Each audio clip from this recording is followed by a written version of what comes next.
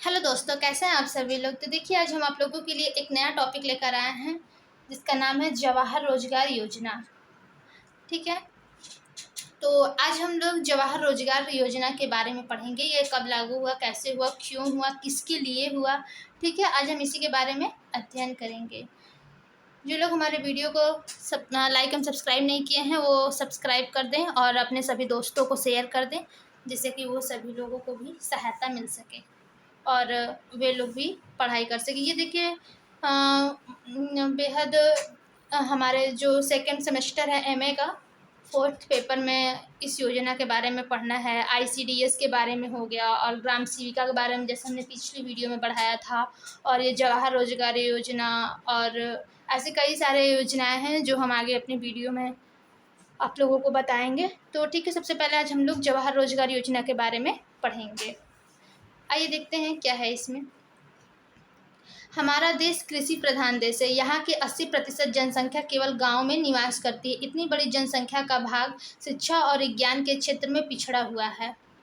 इस पिछड़ेपन के कारण एक नहीं अनेक है।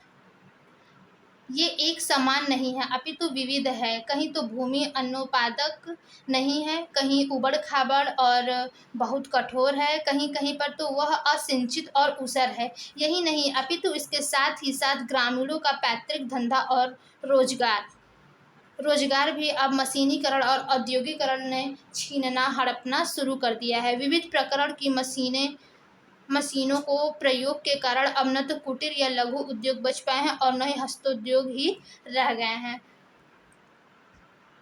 देखिए, हम इतना पूरा पढ़ करके उसके बाद हम आप लोगों को समझाएंगे ठीक कि इसमें क्या है। आगे देखिए, आज तो ग्रामीणों को विकट समस्या ने घेर जंगल में भटकना पड़ रहा है। समस्या के घने जंगल में भटकना पड़ रहा है। किसी किसी के पास भूमि है तो वह अनाज के नवीन यंत्रों उर्वरकों की महंगी मार से उत्पादक भूमि नहीं रह गई है, क्योंकि इसके लिए वह यथोचित रूप में आवश्यकता अनुसार बीज, खाद, पानी और अन्य जरूरी चीज़ों को धनाभाव के कारण जुटा पाने में पीछे रह जाती है। इस तरह उसकी जमीन ज्यों की त्यों पड़ी रह जाती है।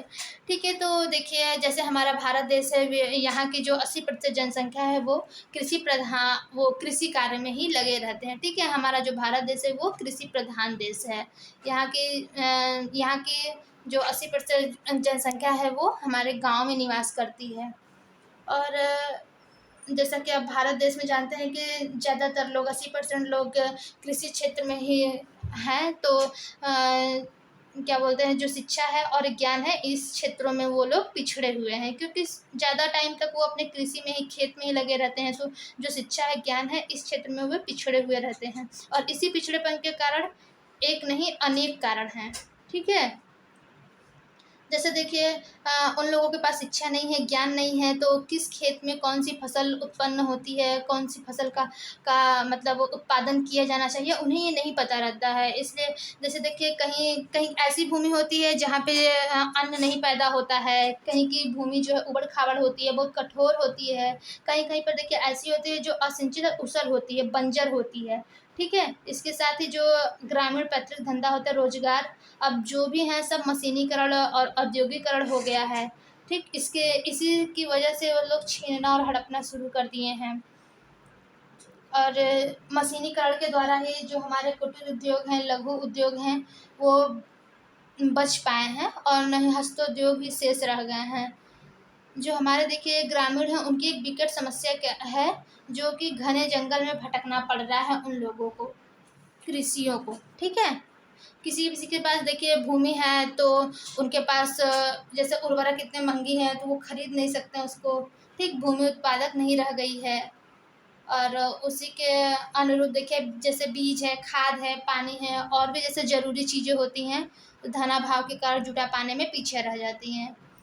इस तरह उसकी ज़मीन ज्यों की त्यों पड़ी रह जाती है। ठीक है, आगे देखिए हम लोग पढ़ेंगे इसमें। इस प्रकार ग्रामीणों की दुर्दशा और कष्टपूर्ण स्थिति को ध्यान में रखकर ही जवाहर रोजगार योजना को, ठीक है, ग्रामीणों की दुर्दशा और कष्टपूर्ण स्थिति को ध्यान में रखकर ही जवाहर रोजगार योजना को अप्रैल 1989 ठीक है। जवाहर रोजगार योजना अप्रैल 1989 को तत्कालीन युवा प्रधानमंत्री श्री राजीव गांधी ने लोकसभा राज्यसभा दोनों सदनों में इसको लागू करने के लिए घोषित किया था। ठीक है, 1989 में घोषित किया था। श्री गांधी जी का यही मुख्य विचार रहा कि इस योजना का लाभ उन ग्रामीणों को प्राप्त होगा जो हर प्रकार से शोषित, पीड़ित, सताए गए, दीन दुखी और अभावग्रस्त जीवन के लिए मजबूर किए जा रहे हैं। श्री गांधी ने इस योजना को लागू करने के संबंध में यह घोषणा की थी। देखिए क्या लिखे हैं, उन्होंने क्या घोषणा की थी इस योजना के तहत। इस योजना को सफलतापूर्वक कार्यान्वित करने के लिए 2100 करोड़ की धनराशि दी जाएगी। प्रत्येक गांव की पंचायत तक पहुंचाना ही इसका मुख्य लक्ष्य है। भारत के ग्रामवासियों के समस्त अभावों को दूर करना इस योजना का सर्वप्रथम लक्ष्य और प्रयास होगा। निर्धनता और महामारी को दूर करने के लिए महत्वपूर्ण प्रयास यह योजना करेगी। ठीक है, ये जो आपका जवाहर रोजगार योजना है वो आपका अप्रैल 1989 को क्या था उस टाइम, कौन से प्रधानमंत्री थे? श्री राजीव गांधी प्रधानमंत्री, तत्कालीन युवा प्रधानमंत्री थे, उन्होंने ही इसकी घोषणा की थी अप्रैल 1989 में। ठीक, उनका कहना था कि वो मतलब जैसे कि इसको कार्यान्वित करने के लिए 21 करोड़ रुपए की धनराशि दी जाएगी, ये उन्होंने उस योजना के अंतर्गत घोषणा किया था। ठीक है, और जो प्रत्येक गांव की पंचायत है वहां तक पहुंचाना इसका मुख्य लक्ष्य था। किसका? जवाहर रोजगार योजना का। ठीक है, और इसमें देखिए उन्होंने कहा था कि किसको सहायता दी जाएगी। ठीक है, तो उन्होंने कहा था कि भारत के ग्रामवासियों के समस्त अभावों को दूर करना इस योजना का सर्वप्रथम लक्ष्य और प्रयास होगा। ठीक है, और जैसे कि जो सताए हुए थे, गरीब थे, दीन दुखिया थे, ठीक, अभावग्रस्त जीवन से मजबूर किए जा रहे थे, उन्हीं को यह योजनाएं प्रदान की जाएंगी। आगे देखते हैं क्या है।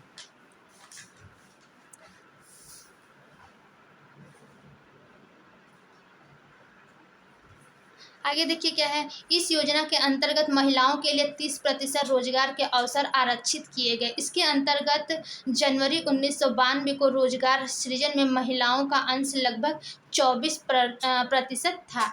ठीक है, देखिए जो जवाहर रोजगार योजना है उसके अंतर्गत महिलाओं के लिए 30% रोजगार के अवसर आरक्षित किए गए थे। ठीक है, उसी के अंतर्गत जनवरी 1992 तक रोजगार सृजन में महिलाओं का अंश लगभग 24% था।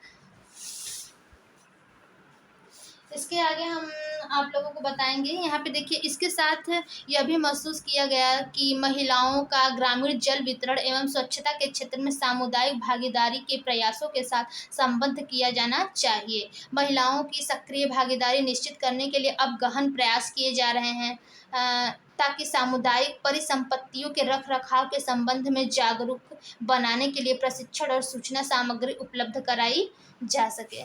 ठीक है, अब देखिए महिलाओं के लिए विशेष सुविधा प्रदान की जा रही है। जैसे देखिए क्या बोलते हैं इनके, देखिए नीचे लिखा गया है, इसको बताने के बाद हम आप लोग को समझा देंगे।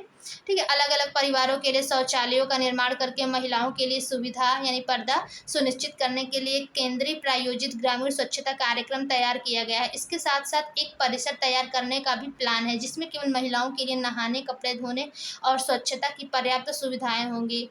देखिए आपके सरकार ने सभी पूरे इंडिया में शौचालय का निर्माण किया है जिससे कि महिलाएं बाहर ना जाना पड़े, वो पर्दे के अंदर ही रहें, सुनिश्चित करके अपना कार्य कर सके। ठीक है, और इसके साथ देखिए एक परिसर तैयार करने का भी प्लान किया गया है जिसमें केवल महिलाओं के लिए नहाने, कपड़े धोने तथा स्वच्छता की पर्याप्त सुविधाएं रहेंगी।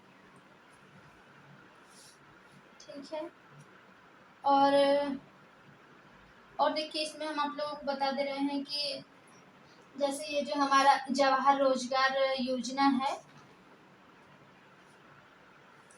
इसमें देखिए सरकार ने पंचायती राज संस्थाओं में भी महिलाओं को पर्याप्त प्रतिनिधित्व देने की दृष्टि से जो हमारा संविधान है, ठीक है, उसमें 72वां संशोधन विधेयक 1991 में प्रावधान किया गया था कि पंचायती राज निकायों में 1/3 सीटें तथा अध्यक्ष के 1/3 पद महिलाओं के लिए आरक्षित होगा। ठीक है, जो हमारा जवाहर रोजगार योजना है इसमें महिलाओं के लिए भी महिलाओं के लिए भी संविधान के 72वें संशोधन में, ठीक है, 1/3 सीटें आरक्षित होंगे। ठीक है, आई होप आप लोगों को जवाहर रोजगार योजना के बारे में समझ में आ रहा है। देखिए ये आपके एमए सेकेंड सेमेस्टर के 4th पेपर में ये आपको पढ़ना है। ठीक, इसमें देखिए क्वेश्चंस बन सकते हैं कि जवाहर रोजगार योजना को कब लागू किया गया था। तो ठीक है, अप्रैल 1989 किया गया था। उस समय तत्काल प्रधानमंत्री कौन थे? तो श्री राजीव गांधी थे। ठीक है, इस प्रकार से आपका बन जाएगा। और ये भी पूछा जा सकता है कि किसको, मतलब जवाहर रोजगार योजना किसके लिए चलाया गया था। ठीक, तो इसमें आप लोग बता देंगे कि जो शोषित थे, पीड़ित थे, सताए गए थे, दीन दुखी और अभावग्रस्त जीवन के लिए मजबूर किए जा रहे थे, उन्हीं के लिए ये योजना बनाई गई थी। ठीक है, थैंक यू, धन्यवाद। जो लोग अभी तक सब्सक्राइब नहीं किए हमारे चैनल को सब्सक्राइब कर दें। आगे भी आप लोग का क्लास ऐसे ही कंटिन्यू चलता रहेगा। और अपने जो भी आपके अगल बगल के फ्रेंड्स हों सबको शेयर करिए वीडियो। ठीक है, डेली कंटिन्यू आपका क्लास इसी पे चलेगा, बीए और एमए का होम साइंस। ठीक है, धन्यवाद।